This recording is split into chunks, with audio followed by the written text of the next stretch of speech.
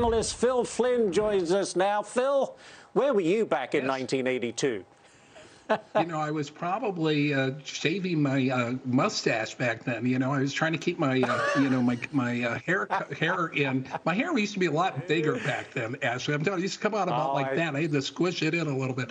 But, yeah, it's been a long time, I'll tell you. But I remember the outrage. I'm old enough to remember the first time gasoline went to $1 a gallon, and it was a big outrage across America because a lot of the pumps couldn't go over $1. You know, they stopped at 99.99. So, you know, how far we have come now. I think they can go to $10 a gallon or even higher.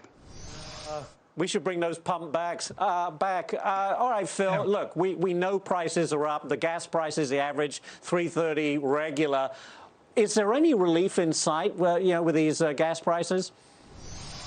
I'm afraid not. It really looks like we're in an era of higher gasoline prices, and it's a self-inflicted wound to a large degree. You know, you look at these inflation numbers today, you see these prices up 50%, and we understand there's a lot of components, right? There is the Omicron, there's COVID-19, the shutdowns, but probably the biggest reason why we're seeing this drive in overall inflation is the pullback in the U.S. energy sector. Because it was the U.S. energy sector that kept everybody else in the world in line. You know, OPEC, was afraid to cut production because we had this U.S. energy producer willing to fill the void. But under the Biden administration, with fears of, demonizing investment in fossil fuels and talk about more regulations, they're not afraid of us anymore. And that's one of the reasons why we're seeing these prices at the pump. Yeah, and what's disappointing is we have an administration that wants to spend like a drunken sailor while inflation continues to rise. And it really hurts middle and lower income people in this country, because even if they are working and getting better wages, it's still not keeping up with the rate of inflation. So it's hurting a lot of people. You're right. I think the real wages in this morning's report was like the worst we've seen in years. It's actually contracting when you look at the cost in food.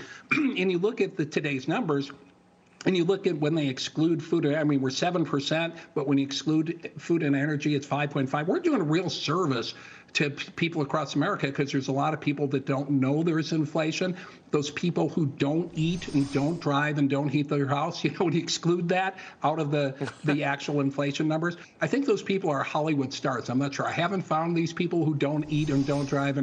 But, listen, bottom line is, people are feeling the pain of these higher prices across the spectrum. Food, housing, apparel, travel, and rent, used cars. I mean, they're going through the roof.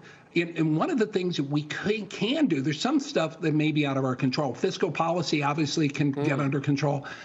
Fed policy. But one thing we can do is, I believe, is send a commitment to the world that we're not backing away from U.S. energy. We're going to go full speed ahead. And I think that's going to take a step at putting the rest of the world on notice that we know that fossil fuels are going to be a big part of our future, and we need to invest in it to keep prices low. Amen, Phil Flynn. We'll have to leave it right there, but you're absolutely right. But no relief in the near future, at least. Phil, thank you very much. Bring back the mustache. Love to see